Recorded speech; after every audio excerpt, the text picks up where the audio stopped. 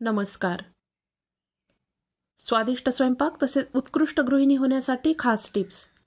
Video आवडल्यास like करा, इतरांसोबत शेअर करा, तसेच चॅनल सबस्क्राईब केलं नसेल तर सबस्क्राईब करा, म्हणजे येणाऱ्या नवीन व्हिडिओचं नोटिफिकेशन ताबडतोब तुम्हाला मिळेल. Tip number 1. फोडणीची पोळी करताना पोळी कुस्करल्यावर त्यावर थोडे ताक शिंपडावे, त्यामुळे पोळी मऊसूत होते व खाताना सुकी लागत नाही. Tip number 2. काही जणी तूप काढण्यासाठी मलई साठवून ठेवतात, परंतु या मलईला थोड्या दिवसानंतर खूप वास येतो, त्यामुळे एकतर मलई जास्त दिवस साठवून ठेवू नये किंवा पारंपरिक पद्धतीत दही लावून तूप काढावे.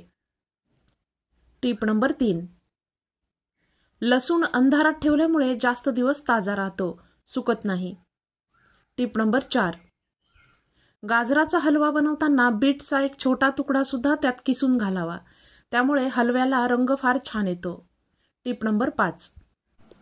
वजन कमी करायचे असल्यास दह्यात काळे मीठ व काळी मिरी पूड घालून खाणे सुरू करा. Tip number 6. पित्ताचा त्रास होत असेल तर कोरडे चुरमुरे खावेत, त्यामुळे पित्ताचा त्रास कमी होतो. Tip number 7.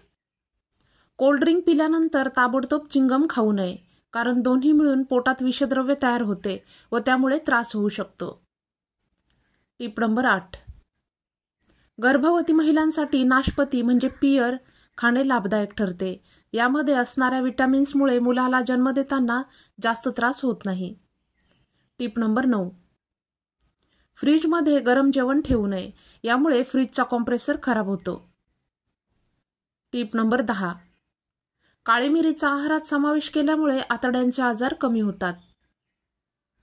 Tip number 11.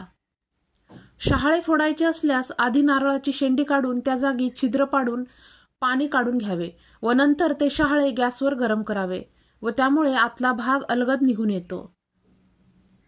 Tip number 12.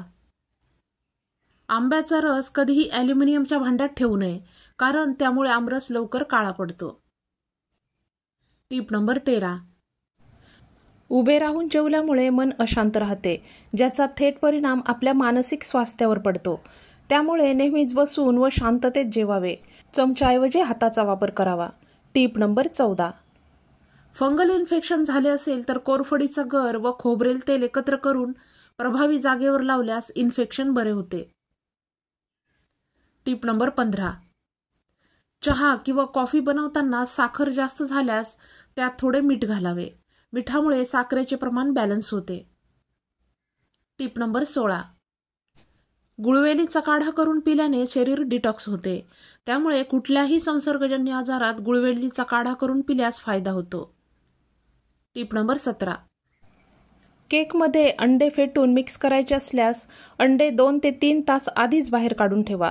Room टेम्परेचरवर आल्यावर मगच फोडून त्यात मिक्स करा, म्हणजे केकचे बॅटर अगदी व्यवस्थित तयार होईल व केक जास्त स्पंजी होईल. Tip number 18. बेसिनमध्ये, सिंकमध्ये, कोपऱ्यात, कपाटावर, किचन ओट्याखाली डांबरगोळी ठेवावी, त्यामुळे झुरळ, पाली किंवा दुर्गंध यांचा उपद्रव होत नाही. Tip number 19. जेवणात गरम मसाले, हळद, आले, लसूण, डिंक, तूप या गोष्टींचा समावेश केल्यास गुडघेदुखी कमी होते. Tip number 20. कारल्याच्या भाजीसोबत दही किंवा ताकाची कढी खाऊ नये, त्यामुळे नजर कमजोर होते. Tip number 21. तोंडाची दुर्गंधी येत असल्यास दालचिनीचा तुकडा चघळावा. 1 इंच दालचिनीचा तुकडा दिवसभरात चघळून खाल्ल्यास पोट कमी होण्यास सुद्धा मदत होते. Tip number 22. रोज तीच डाळ किंवा वरण खाऊन कंटाळा आल्यास कोकणी पद्धतीतील गोडी डाळ किंवा ब्राह्मणी पद्धतीतील डाळीची आमटी बनवावी. वेगळी व मुलांना आवडेल अशी सोपी पद्धत आहे. याचा व्हिडिओ चॅनलवर अपलोड केलेला आहे, नक्कीच ट्राय करा. Tip number 23. अगदी झटपट होणारा आणि सर्वांच्या जिव्हाळ्याचा पदार्थ म्हणजे वरण भात. परंतु हेच वरण भात अजून सोप्या पद्धतीत बनवायचे असल्यास तूर डाळ व मूग डाळ स्वच्छ धुवून त्यात पुरेसे पाणी घालून त्यात हळद, हिंग, चमचाभर तेल, आवडत असल्यास ओले खोवलेले खोबरे, 1 चिरलेला टोमॅटो, मीठ घालून कुकर लावावा. अगदी फोडणी देण्याची सुद्धा गरज पडत नाही आणि अगदी झटपट आपला वरण भात तयार होतो. Tip number 24. तुम्ही दुधी भोपळ्याची चणा डाळ घालून भाजी बनवत असाल तर चणा डाळ 6 ते 7 तास पाण्यात भिजत घालून ठेवा व नंतर ही भाजी बनवा. चणा डाळ छान शिजते व त्यामुळे भाजीला चव छान येते. टीप नंबर 25. श्रावणात दूध किंवा दुधाचे पदार्थ सेवन करू नये, कारण पावसाळ्याच्या या दिवसात वातावरणात जीवजंतूंची वाढ झालेली असते व त्यामुळे जनावरांच्या खाण्यातून त्याचा परिणाम त्यांच्या दुधात सुद्धा होतो. टीप नंबर 26. पांढऱ्या मिठाच्या सेवनाने हाडे कमकुवत होतात, त्यामुळे जेवणात शक्यतो सेंधव मीठ वापरावे. टीप नंबर 26.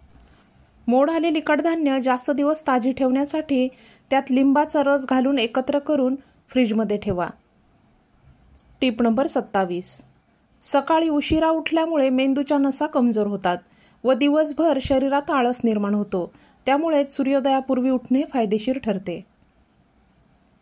टीप नंबर 27. आंबा खाल्ल्यानंतर ताबडतोब पाणी पिल्यास छातीत जळजळ, गॅस तसेच ॲसिडिटीची समस्या होऊ शकते. टीप नंबर 28. मेथीची भजी, मेथीचे मुटके करताना कडू लागत असतील तर त्यात थोडे केळे कुस्करून घालावे. भजी किंवा मुटके कडू होत नाहीत. टीप नंबर 29. कोकम सरबत, कोकम आगळ बनवल्यानंतर तो वर्षभर टिकवून ठेवण्यासाठी काचेच्या बाटलीत भरून ठेवा. ही बाटली स्वच्छ धुवून सुकवून मगच भरावी. सरबत किंवा आगळ संपेपर्यंत खराब होत नाहीत. टीप नंबर 30. जास्त विचार करणे, दुपारी जास्त झोपणे, मोबाईलचा अतिवापर अशा कारणांमुळे रात्री झोप येत नाही. त्यामुळे या गोष्टी कमी केल्यास झोपेची समस्या सुटते. मैत्रिणींनो, आता तुमचा निरोप घेते. पुन्हा भेटूयात. धन्यवाद.